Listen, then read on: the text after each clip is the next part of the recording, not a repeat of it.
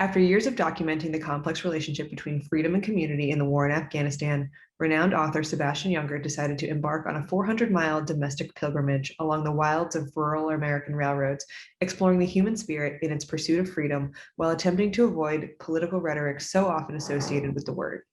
In his newest book, Freedom, Junger contemplates the intersection of autonomy and coterie at a time when the word itself, while holding so much meaning, is so often misunderstood.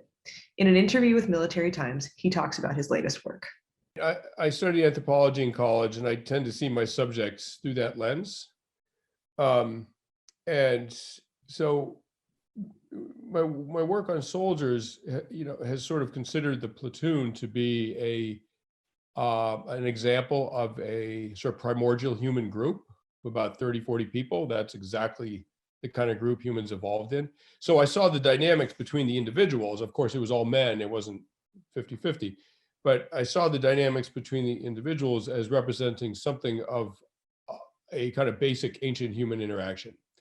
And of course, the search for autonomy, for freedom from a dominating, controlling greater power is ancient as well. It's adaptive to want freedom, and it's ancient like wanting to belong to a group is ancient. In fact, they go together. So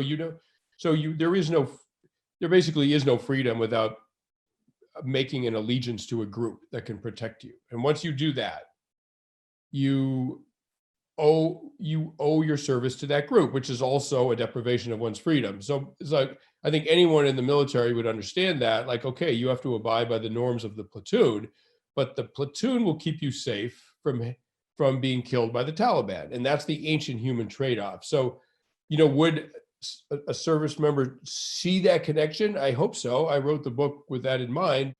Junger shared why he thinks his book will resonate with service members in particular. I wanted to at least write a book that gave everybody a sort of clear context for the word freedom, and a good shot at understanding the word outside of this sort of sometimes silly conversation about freedom that we are witnessing right now. This is what he hopes readers will ultimately glean from Freedom, which went on sale May 18th. I mean, my goal was to explain how freedom works on a very